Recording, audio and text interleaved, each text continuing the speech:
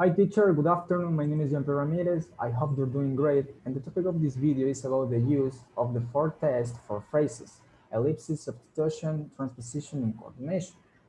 At first, ellipsis.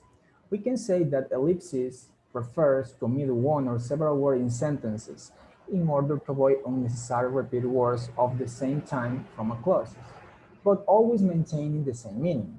There are several rules to follow in ellipsis. For example, the first one, we can use the do form to avoid repeating a verb in present or past. For example, in this example, Carl is gonna work what I work. If we want to avoid repeating the last word, we simply use do. Carla is gonna work what I do. These two sentences have the same meaning. Another similar example, Carla wore the same shirt that I wore. If I want to avoid repeating the last word, I just simply use do, but in this case, I have to use did because this verb were is in past tense. So these two sentences have the same meaning as well. The second rule, we can replace verb like expect, deem, believe, and imagine, but always accompanied with so to avoid repeating the previous information. For example, will Elena travel tomorrow? If I want to avoid repeating or saying, yes, Elena will travel tomorrow, I simply say, I think so, or I imagine so. Another example, are you gonna come back this summer? If I wanna avoid saying, yes, I'm gonna come back this summer, I simply say, I expect so, I believe so, or I think so. Rule number 3, we can omit the verb to avoid repeating it.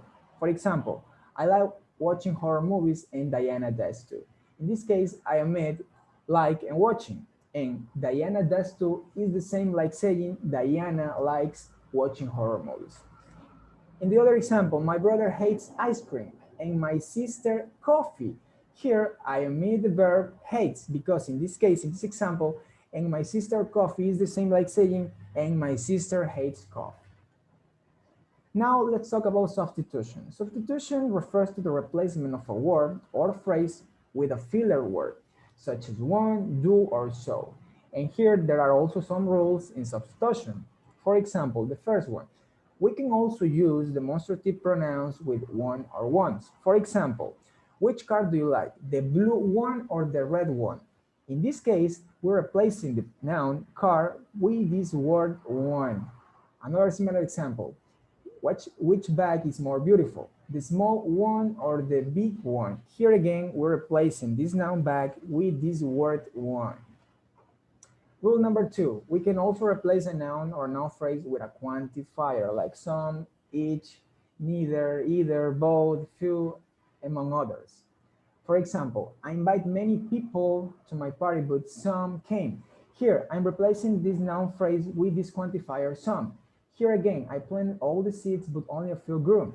Here, I'm replacing this noun phrase with this quantifier a few.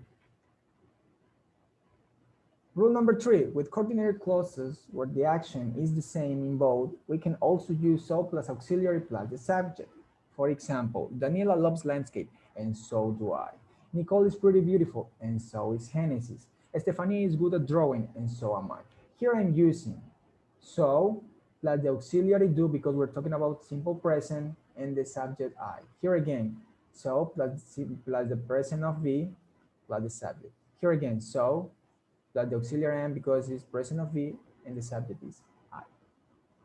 Or on the contrary, we can use neither plus the auxiliary plus the subject for negative statements. For example, Daniela doesn't love landscape, and neither do I. Nicole isn't pretty beautiful, and neither is Genesis. Catherine didn't do the activity, and neither did Elena. Here we're using neither plus the auxiliary do plus the subject I. Here we can notice that the auxiliary is always in affirmative form, always. Now let's talk about the transposition. Transposition is also known as movement. It displays a phrase into a new position where another grammatical function is assigned, but again maintaining its original context. And it also is applied to active and passive clauses. For example, I studied in Manabi or in Manabi I study is the same thing. The order doesn't affect the meaning. When I finish my tasks, I play video games, or I play video games when I finish my tasks is the same thing. During vacations, I love going camping, or I love going camping during vacation.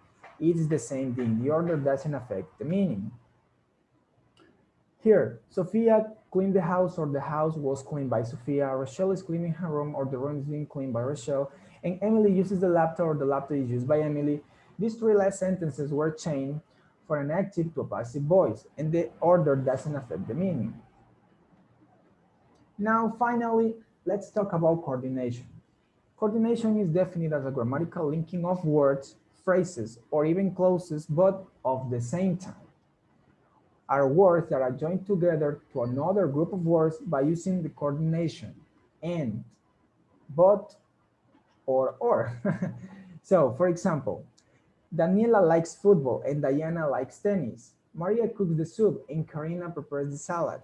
Marco can eat vegetables, but he doesn't like it. In these two sentences, we're getting together two sentences by using and. We're getting together two clauses by using the conjunction and but.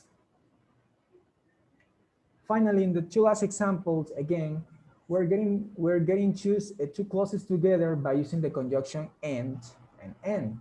Labor works and study at the same time. Valeria studies in Eloy Alfaro High School, and Carolina studies in Abdon Calderon High School. So in conclusion, briefly, we can conclude that these tests have an important role function in second language learning or acquisition.